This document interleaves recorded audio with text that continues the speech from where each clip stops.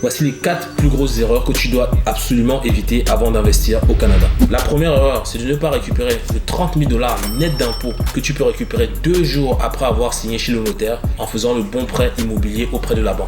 La deuxième erreur, c'est d'utiliser son propre argent comme mise de fonds pour investir en immobilier alors que tu peux avoir accès à des lignes de crédit de plusieurs centaines de milliers de dollars en seulement quelques mois afin d'investir en immobilier au Canada. Le troisième piège que 90% des investisseurs immobiliers font, c'est de ne se focaliser que sur l'analyse du cash flow. Le cash flow ne représente que 20% de ce qu'un immeuble peut te rapporter en toute une année. Il existe 2 autres techniques qui te permettent de récupérer beaucoup plus d'argent qu'un cash flow immobilier. Ça représente beaucoup plus en termes de revenus chaque année. La quatrième erreur que la plupart des personnes font, c'est tout simplement se voiler la face en attendant que le prix de l'immobilier baisse. Si tu l'as remarqué, au Québec, on est 2 à 3 fois moins élevé que d'autres provinces comme l'Ontario, comme la Colombie-Britannique. Donc si tu souhaites investir en immobilier, tu dois passer à l'action dès maintenant avant que les prix n'augmentent de manière significative. Si tu souhaites en savoir plus par rapport à ces 4 erreurs, je t'invite à me rejoindre à un événement gratuit que j'organise très prochainement.